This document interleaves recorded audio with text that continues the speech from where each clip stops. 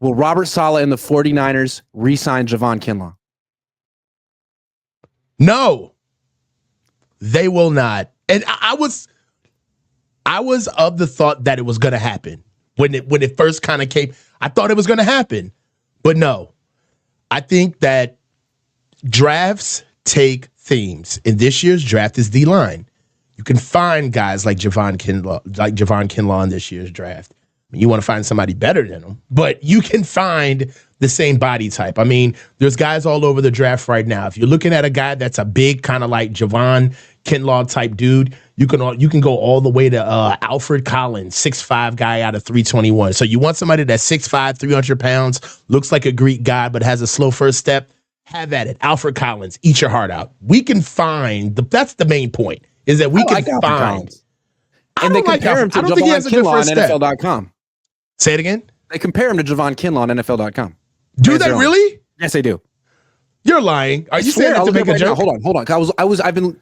I went down a rabbit hole yesterday. Alfred Collins was one of the defensive linemen I looked up, and if I remember correctly, yes. Right. I Lance Early, NFL comparison, Javon Kinlaw. Yes. Second round. I believe the same thing. I 320.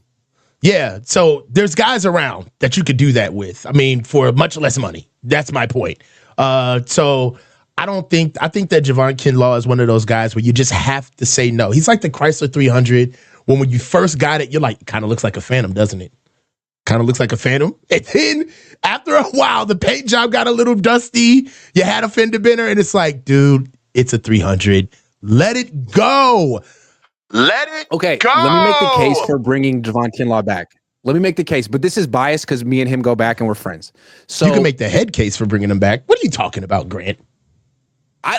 Everyone knows that me and Javon are like this, but I want to make the case for him bringing him back. Here's the thing. Let's go. You know he hasn't missed a game in 2 years. Seriously. He hasn't? He has not missed a game in 2 years. Like, to be fair to him, the biggest problem with him in his career was his knee. And it seems like 2 years out, it was his knee and the fact that he probably got overdrafted. But he doesn't seem to be an issue with his knee anymore. And no one cares that he was a first-round pick anymore. And now you could go get him and pay Chrysler 300 price. You could pay freaking Nissan prices. 1 year, $4 million, maybe. He had 4.5 sacks last year. You could sign him and draft a guy. I mean, I just think for the culture and for the locker room, you got to bring him back, dude. For the culture, what if he came back and was like, Grant, you thought it was over? I'm still on the same time, dog. What's good? Nah, man, this is an older Javon Kinlaw, man. This is way different. It's going to be... I mean, honestly, okay, all right. In all honesty, we've gotten all of the jokes out of the way. It would be a viable pick for a backup. He'd be better than Solomon Thomas. He would be way better than Solomon Thomas. He'd be a good depth piece. And in our best years in 2019, in 2022, when we had really good elite defenses, even last year, even though we were kind of a shell of ourselves from elitism, we were definitely a very good defense last year. We still had that kind of depth. One thing that I've noticed, literally when we went into this year's training camp, was that we were a much smaller team. We just weren't physically imposing. We didn't even look good as far as just being a defensive line that looks the part. Javon Kinlaw, if they brought him in for the right money, he knows where his locker is. He can make it back there. It would be okay. If they signed him, I really wouldn't be upset. I wouldn't be opposed. I would be personally happy. But here's the thing. I think personally happy? I would be really personally happy. I mean, but that's personal. But the thing about Kinlaw, I think the reason they brought him in, like the idea of having a 320-pound defensive tackle, I think they thought he'd be a great fit in the wide nine. Because if you're 290 like Buckner, you can get moved around a little bit, even if you're a great pass rusher, because you're going to get those duo blocks all the time. Eric Armstead could hold his ground against him at 290 pounds. It seemed like even Kinlaw at 320 had a tough time with that stuff because he was like trying to anchor on one leg. He had one knee that was compromised. It's a tough job. Maybe Alfred Collins is more cut out to do it. And if you draft that guy, it's 4 years and it's cheap. So yeah, bringing in Kinlaw could work, but he may not be like necessarily your 3-down starter. No, that's one of the things that frustrates me with Javon is that for the for the size, for the optics, he leaves a lot to be desired.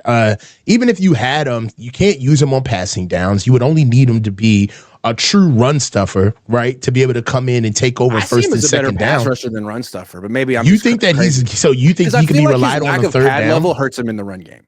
Like, he doesn't anchor so well. He's not great at taking on double teams, but like one-on-one, he can sometimes win. Like, you know what you sound like? You sound like describing Luther Vandross's S-curl. It didn't really. It never really.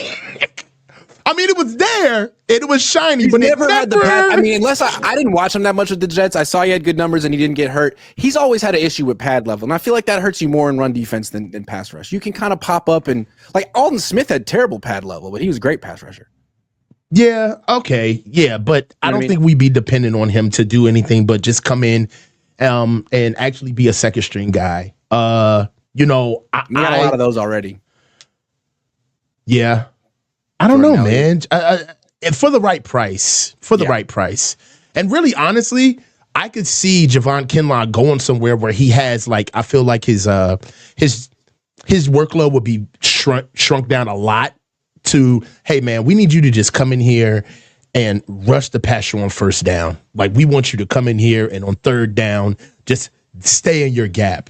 I think we have bigger problems than that. He would have to come here and actually play. Do you think he'd want to come back?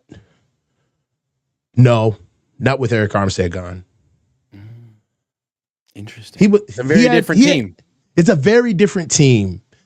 Some players have actually said that the environment is what I say more comfortable is what some people have said on the team. Well, so it's a very important time. It's a very serious time right now. Yeah. Very. Yeah. A good time to be great. Well, Javon, we cordially invite you to come back to the 49ers. He could go to the Falcons. Jeff Ulbricht's over there. I don't know. We'll see.